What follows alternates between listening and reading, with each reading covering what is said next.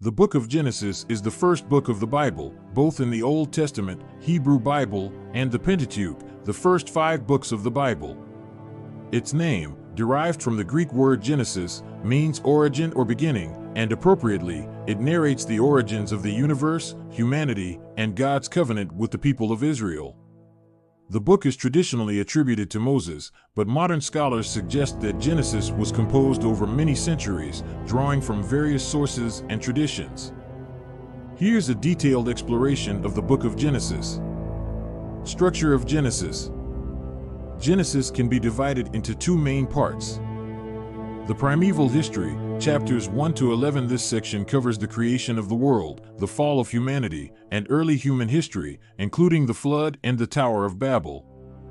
The patriarchal history, chapters 12 to 50. This section focuses on the patriarchs of Israel, Abraham, Isaac, Jacob, and Joseph, and recounts God's covenant with Abraham and his descendants.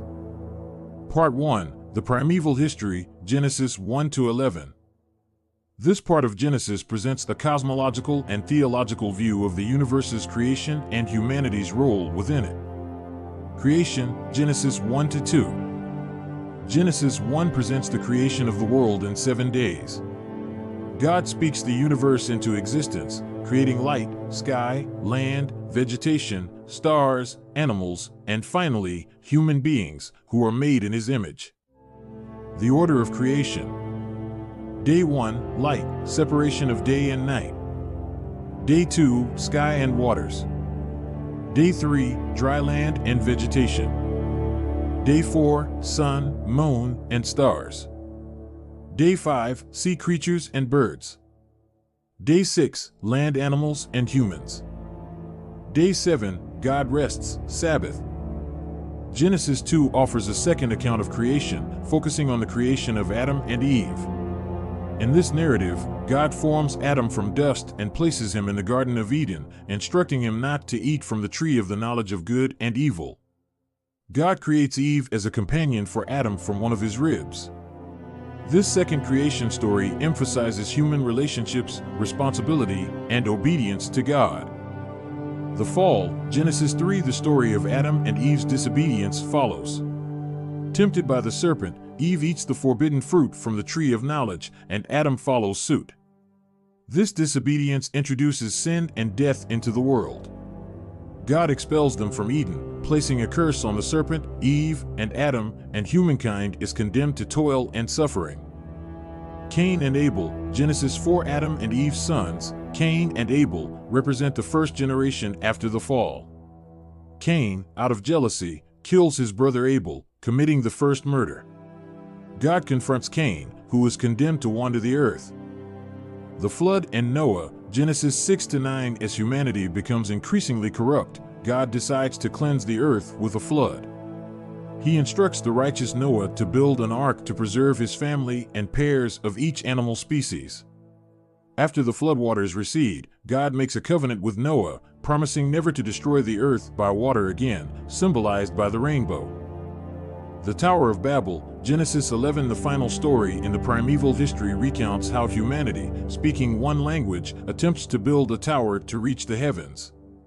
God confounds their language, causing them to abandon the project and disperse across the earth. Part 2, the patriarchal history, Genesis 12 to 50. The second part of Genesis shifts focus from the universal history of humanity to the specific history of Israel, beginning with Abraham and his descendants. The call of Abraham, Genesis 12 to 25. The story of Abraham, originally Abram, begins when God calls him to leave his homeland and go to Canaan. God promises to make Abraham the father of a great nation and bless all nations through his descendants. This promise, known as the Abrahamic covenant, is central to the theology of Genesis. Abraham and his wife Sarah, originally Sarai, are childless for many years. God promises them a son, Isaac, but before Isaac's birth, Sarah's servant Hagar bears Abraham a son, Ishmael. One of the most significant events in Abraham's life is his near sacrifice of Isaac. God commands Abraham to offer his son as a sacrifice, but at the last moment, God provides a ram to be sacrificed instead. This story, often called the binding of Isaac, tests Abraham's faith and obedience. Isaac and Rebekah, Genesis 24-26. The next major patriarch, Isaac, inherits God's promises. His wife, Rebekah, bears twin sons, Esau and Jacob.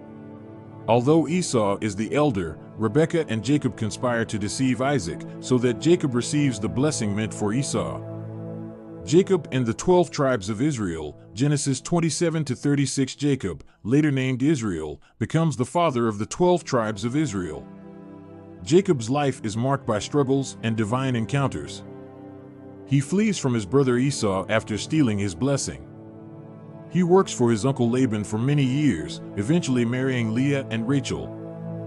Jacob has 12 sons, who become the ancestors of the 12 tribes of Israel. His favorite son, Joseph, will play a key role in the next section. Jacob wrestles with an angel in one of the most mysterious encounters in the Bible, symbolizing his ongoing struggles with God and man. Joseph and his brothers, Genesis 37-50. The final section of Genesis focuses on Joseph, one of Jacob's sons. Joseph's story is marked by suffering and redemption. Out of jealousy, Joseph's brothers sell him into slavery in Egypt. However, Joseph rises to prominence in Pharaoh's court, eventually becoming second in command of Egypt. A famine leads Joseph's brothers to Egypt, where they unknowingly encounter Joseph, who has the power to save them. Joseph forgives his brothers, bringing the family to Egypt, where they settle and prosper.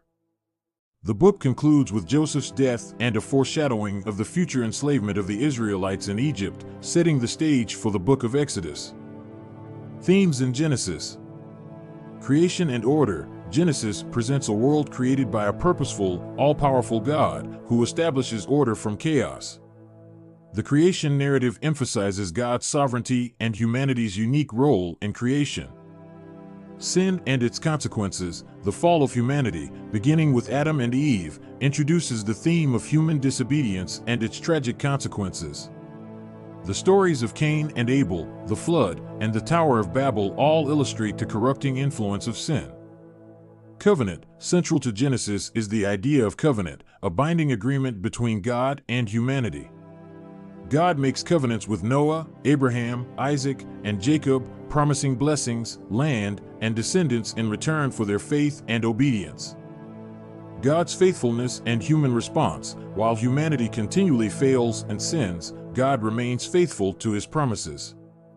Figures like Noah, Abraham, and Joseph show trust and obedience to God, even in difficult circumstances. Family and nation. Genesis traces the origins of the family of Israel. It emphasizes the importance of ancestry, inheritance, and God's promises being fulfilled through successive generations, laying the foundation for Israel's identity.